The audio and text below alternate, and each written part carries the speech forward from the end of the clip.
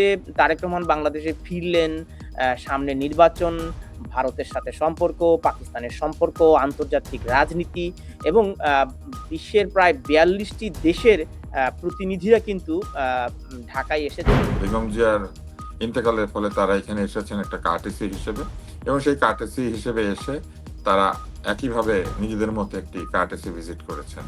এখানে তার কোনো সিদ্ধান্ত গ্রহণের প্রক্রিয়াও নাই, এখানে কোনো বিবাদ মীমাংসার ব্যাপারও ঘটে নাই।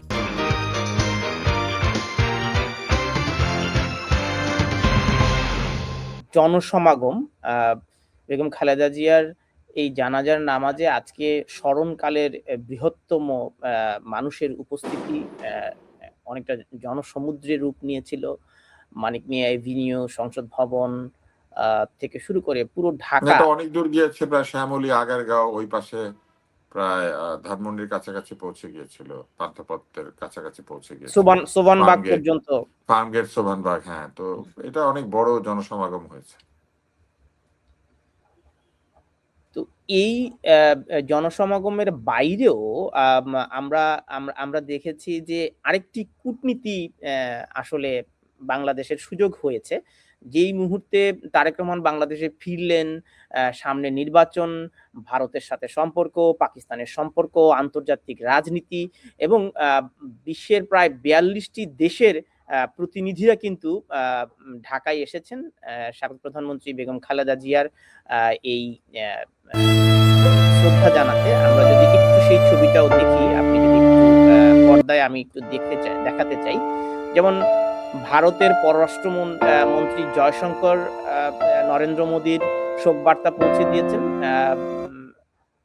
বিএনপির বর্তমান ভারপ্রাপ্ত চেয়ারম্যান তারেক রহমানের কাছে। জয়শঙ্করের এই শোক বার্তার পাশাপাশি আমরা দেখেছি যে ভারতের প্রধানমন্ত্রী নরেন্দ্র মোদী বাংলায় টুইট করেছেন, তিনি যখন ২০১৫ সালে ঢাকায় এসেছিলেন বেগম খালেদা জিয়ার সাথে, তার বৈঠকটির কথা তিনি স্মরণ করিয়ে দিয়েছেন। এবং এর পরপরই আমরা দেখলাম যে পাকিস্তানের স্পিকারের সাথে জয়শঙ্করের একটি সাক্ষাৎকারের দৃশ্য, এটি প্রধান উপদেষ্টার দপ্তর থেকেও প্রকাশ করা হয়েছে। সেখানে দেখলাম যে উভয় দেশের এই কূটনীতিকরা হ্যান্ডশেক করেছেন। বিশেষ করে গত মে মাসে ভারতের সাথে পাকিস্তানের এই যুদ্ধের পর ঢাকায় দিল্লি এবং রাওয়ালপিন্ডির এই কূটনীতিক সাক্ষাৎটিকে বেশ গুরুত্বের সাথে দেখা হচ্ছে। আপনি এটাকে কিভাবে বিশ্লেষণ করবেন? না, আমি এটাকে আলাদা করে কিছু বিশ্লেষণ করব না, কারণ এটা একটা কাকতালীয় দেখা হওয়া। বেগম জিয়ার ইন্তেকালের ফলে তারা এখানে এসেছেন একটা কার্টেসি হিসেবে, এবং সেই কার্টেসি হিসেবে এসে তারা একইভাবে নিজেদের মধ্যে একটি কার্টেসি ভিজিট করেছেন। এখানে তার কোনো সিদ্ধান্ত গ্রহণের প্রক্রিয়াও নাই, এখানে কোনো বিবাদ মীমাংসার ব্যাপারও ঘটে নাই। তারা এক পক্ষ আরেক পক্ষের সঙ্গে হাত মিলিয়েছেন। এই হাত মেলানোটাই হয়তো অনেক বড় করে অনেকে বলবেন, কিন্তু এটা একটা কূটনৈতিক শিষ্টাচার। অন্যের বাড়িতে বেড়াতে গিয়ে কি আপনি হাত মিলাবেন না? এরকম ব্যাপার তো হয় না।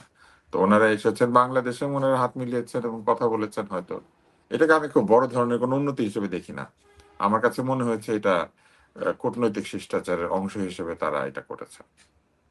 এর আগে উভয় দেশের এমন শীর্ষ নেতাদের আসলে আর বৈঠক হয়নি, সে কারণে ভারতের গণমাধ্যম, কারণ এই আলাদা করে তো বৈঠকে দাওয়াত দিয়ে একজন আরেকজনকে ডেকে নিয়ে যান নাই। এইখানেও তো তারা বৈঠক করার জন্য আসেন নাই, তারা এসেছেন বেগম জিয়াকে শ্রদ্ধা জানাতে। শ্রদ্ধা জানাতে এসে তাদের সঙ্গে দেখা হয়েছে। এখন আপনার সাথে আমার যদি কিংস ক্রস স্টেশনে দেখা হয়ে যায়, তারপরে যদি কেউ বলে যে লন্ডনের সাথে বাংলাদেশের একটা শীর্ষ বৈঠক হলো, তাই না, দুইজন সাংবাদিকের মধ্যে কিংবা দুইজন মিডিয়ার মানুষের মধ্যে, তো সেটা তো হলো না। আসলে আমরা তো আর হিসাব করে দেখা করি নাই, তাই না? এটা তো প্ল্যান করে আসে নাই। ওনারা তো জানতেন না যে এটা, ওনারা তো পরিকল্পনা করেন নাই যে এই সময় ওনারা এখানে আসবেন ও মিটিং করবেন। ব্যাপারটা তো তা ঘটে না।